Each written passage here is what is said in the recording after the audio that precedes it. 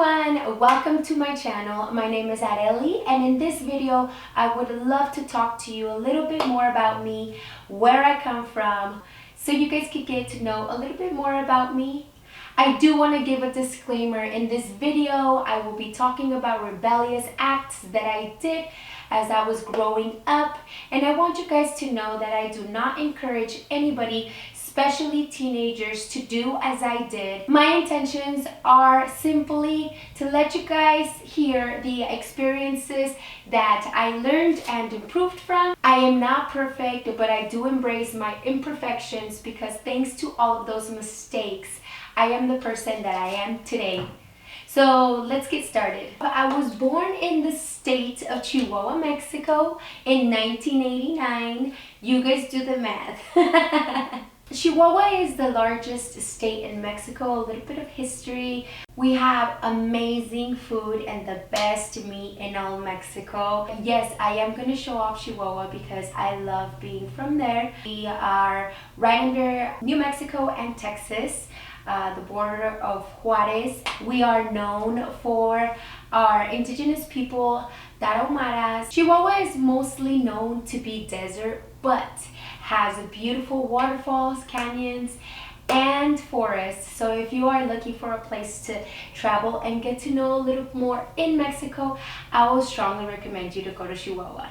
You can visit places like Basiasiashi, or get on the train Chepe, which goes from Chihuahua all the way down to Sinaloa. I want to talk to you guys about my siblings. I do have three amazing brothers. The youngest one of the three was the most protective growing up. He was the one that I played with the most, so he was the one that beat my ass the most. The second oldest brother is actually the most serious, a little goofy, but when talking about something, he definitely is on the lookout for protection. So he just seems very conservative, very serious, and just down to earth. My oldest brother is definitely the most humble of us all. At one point in life, my parents didn't work out, and when they separated, my oldest brother, he took the parenting role and he took it pretty serious. So he had to struggle with my mom on raising all of our family, and he's just the most passive, he's the most loving, he's the most understanding. He would definitely start crying before any of the other two. He's also a mama's baby and my mom's best friend. So they're like this. Anything that I do, if I don't want my mom to know, I pretty much have to keep it from him because he will go running and tell her. My mom is a queen. I remember growing up, she was working 3 jobs. My brother and I, the youngest brother, would feed her because she would literally get home, rest for 4 hours, and then get up and get ready to go to her second job or her third job. She was always on the go. She was always trying to protect and feed us and raise us right. My mom is very family oriented. Guys, I'm talking about, she's very protective about her whole family, and not just her kids, not just me and my brothers. I am talking about her brothers, her sisters, her cousins, her sisters and brothers-in-laws, like her everything. Like, she is, thanks to my mom, we are all very family centered. My mother could get backstabbed by someone in her family and she will still come and give them love. She is just an amazing soul. Thanks to her, my brothers and I continued to go to Mexico every single year for Christmas, and we shared important family time. I am grateful to my mother because she always kept it real in the house, and we were always taught and raised to understand the roots that she learned as she grew up. And in reality, it's beautiful roots. You know, it could be simple things like not getting up from the table until you're done with your food, coming into a room and saying good morning, good afternoon, leaving and saying excuse me, I'm gonna leave, hi, nice to meet you. We were not allowed to meet someone and stay quiet. You know, my mom, she educated us. Growing up, I learned how to have good manners thanks to my mother. My dad, he's an amazing guy. I have the personality of my dad. You would think that I would have the personality of my mom, but I actually have the personality of my dad. We're more outspoken, we're more rebellious, we're more open-minded, we are more feisty. We have a strong character. I love my dad. He is a jokester and we have a beautiful relationship.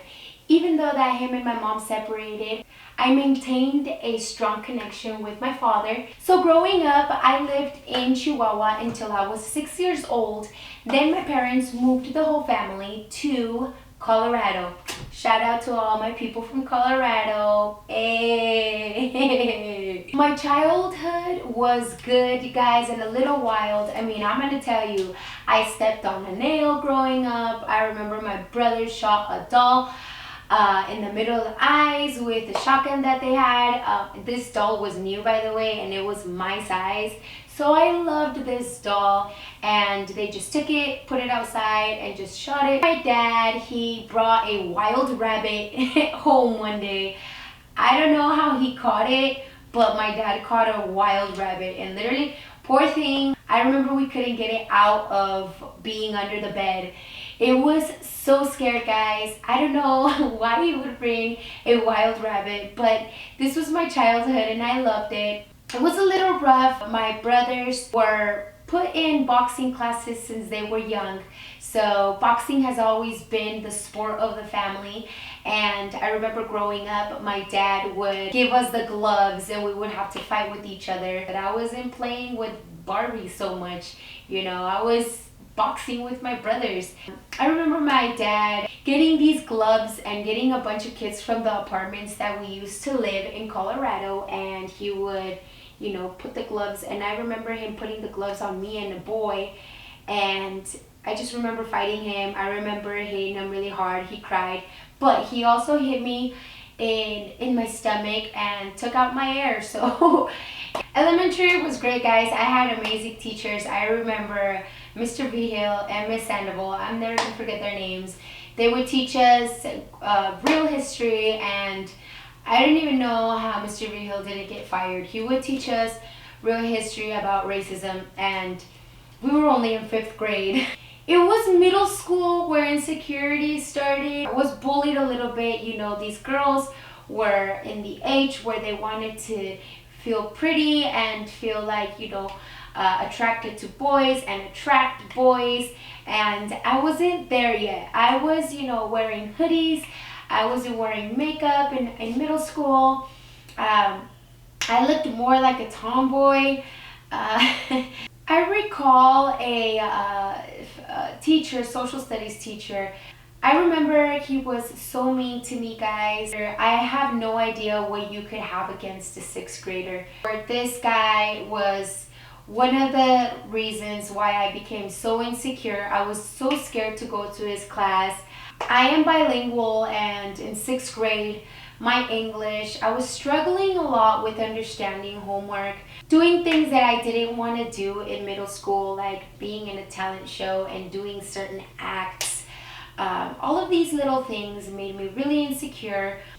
Let me drink a little bit of water before I get to the high school subject. Remember I was talking about rebellious acts? Let's get to it. Entering high school, you know, you're trying to get out of your shell. Entering high school was definitely a challenge for me. I've always been very social. I had my nerd friends. I spoke to some cheerleaders. You know, I was in the volleyball team, so I spoke to some, you know, jocks. But mostly I was always hanging out with the rebellious kind, my kind. It's bad to say it, but guys, I don't know why I was always more attracted to the little troublemakers. You either get with the program or you get bullied. And by bullied in high school, I mean get beaten up. I decided to get out of my comfort zone, get out of my shell. I became part of the rebellious groups, and you know, unfortunately I did not make good decisions in high school. Shit got wild, guys. Girls got aggressive. I had to defend myself one way or another. This is when I changed the way I dressed, I changed the way I talked, I changed the way I carried myself. I was a little more aggressive, I was a little more blunt. I did not make the best decisions. I lost focus in school, sports, church, family. I became feisty, I had a big mouth. So high school was definitely not a good stage in my life. Growing up and becoming a teenager was very difficult for me. I was not smart in many of the things that I did. This was Colorado. I moved from Colorado when I was 19 years old. And the reason why I moved from Colorado to California is because the last party that I made, it was a ditching party. And a bunch of people, a bunch of students went from different schools. The house got shot up. So this girl was looking for me and she wanted to fight me outside of my house, guys. And I didn't go out because I had a whole house full of people that I didn't even know, and all these strangers were really drunk. So this girl's crazy. I don't know who the hell she is. You know, I locked the door and I was like, yeah, she's tripping. So anyways, I came to find out that she was gonna stab me. My neighbors called the cops because my house was shot up, and well, the neighbors noticed the noise, so they called the cops. When my mom found out about this incident, this is when she made her decision and she said, we're moving to California. I didn't take this quite good. I didn't want to move away from my friends. I felt like I had friends, real friends in Colorado. I'm 18, you know. I haven't lived long enough to know what real friends are. So my mom wanted to move us to California, and even though that I didn't take it good, you know, I had to do what mom said, and I ended up moving to California at the age of 19. Cali. At first, I didn't want to move to Cali, to be honest with you. Leaving my friends back in Colorado was really hard for me. I felt like starting over was taking me out of my comfort zone. But thanks to this experience, I became comfortable with the uncomfortable. So now I can move states easily and I could start over. I went from being rebellious to becoming a fitness role model in California. At 23, I opened up my first business and I was really happy to experience something healthy, something new, something that was gonna guide me in a different way. When I was 22, I started going to Zumba classes. I just wanted to try them out because I've always loved dancing. I started working at this studio. One of the things that I do not like is drama, competition, and this studio had lots of it. I can't stand people who try to belittle you, or people who tell you that you're great and then turn around and tell somebody else that you're the opposite. So there was a few reasons why I didn't last in this studio. I wanted to open up my own gym and bring a new message to the community, and it was all good vibes when I opened it up. People and clientele that would go to my studio were always feeling welcome. When I opened up my studio, it was a blessing, guys. I lasted 5 years in this community and it was only getting stronger and stronger. On a daily basis, I would talk to other clientele about equality, and thanks to these conversations that I would have with them, it maintained a humble environment. You know, people would socialize with each other. We weren't competitive at all. We were always trying to help each other and lift each other. So California was great. I had this business at 29 years of age after teaching 3 classes a day, 15 a week, 60 a month, 720 a year, 3,600 in 5 years, and this is not counting Saturdays, extra classes, circuit trainings. I'm giving you guys a minimum estimate of all the classes that I was teaching. I became super drained. I did injure myself, but it was my business and I had to keep it going. A discrepancy happened with the landlord of the building where I had my business. Unfortunately, there was senior citizens residing above our business and they were not happy with the noise level from Zumba and the noise level from my boxing gym. The landlord decided to take me to court. He was going to break a lease that both him and I signed. After the judge decided his final decision, he told me that I had to get out because this was a city project. And you guys, well, this threw me off. I had invested my whole energy, money, love into this place. The community was really bummed out. I helped people with cholesterol, diabetes, obesity, but mostly depression. I'm gonna say a 70% of all clientele in these 5 years had depression. Depression is horrible. It could take a lot of people to the darkest of the darkest. A lot of people can commit suicide, and I had to fight this demon with a lot of people in this community.